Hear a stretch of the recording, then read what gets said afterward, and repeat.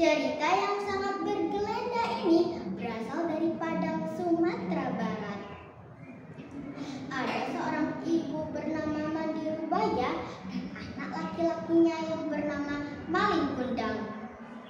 Selayaknya seorang ibu Mandi Rubaya sangat menyayangi Maling Kundang karena Maling Kundang anak yang rajin dan penurut. Wah, keren ya teman-teman.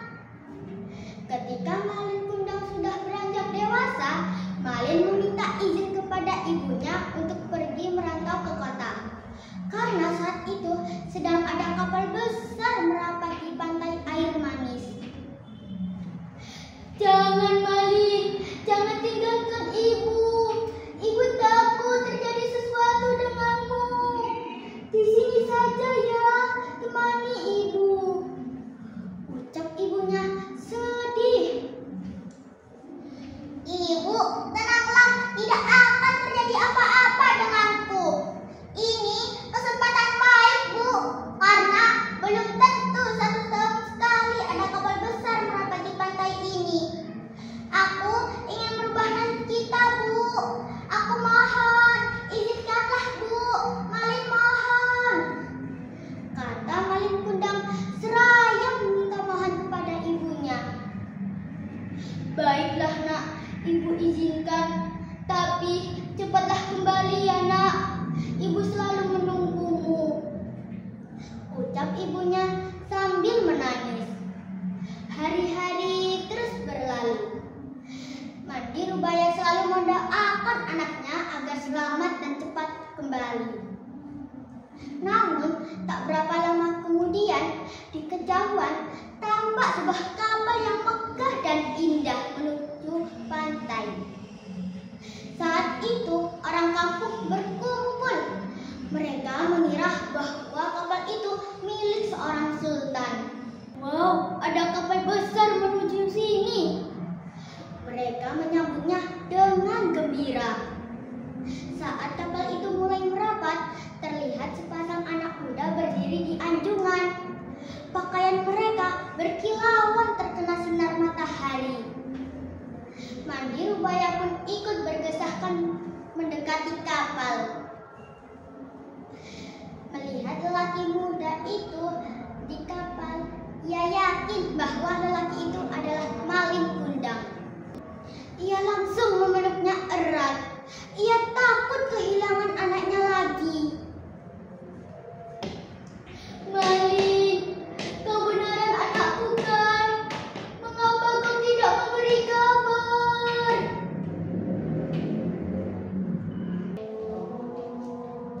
Kata Mandi Rubaya sambil menahan tangis. Maling terkejut dipeluk wanita tua renta yang berpakaian compang-camping. Ia langsung mendorong sambil berkata, "Aku bukan anakmu." Mandi Rubaya tidak percaya akan perilaku anaknya.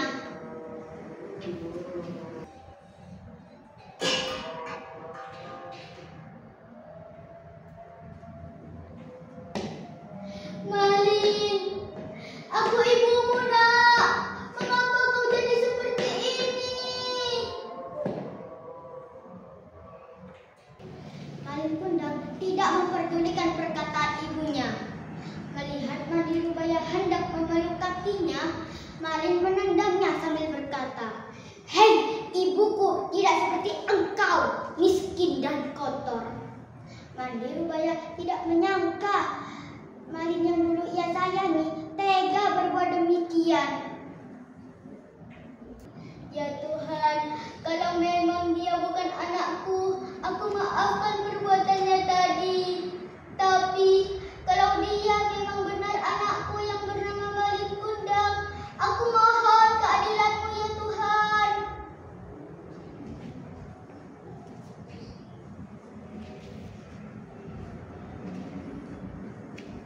Tiba-tiba datanglah badai besar yang menghantam kapal Maling Kundang, disertai sambal petir yang menggelegar. Kenapa hujannya lebat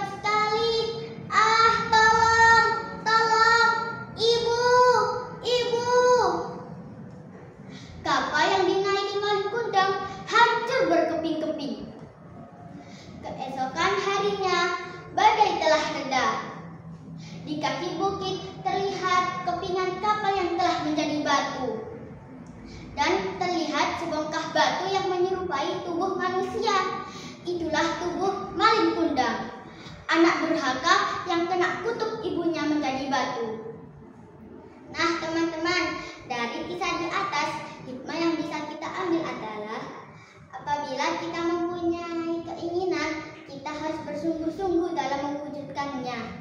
Dan terutama kita tidak boleh durhaka kepada orang tua, terutama ibu, yang seperti kita tahu bahwa surga berada di telapak kaki ibu.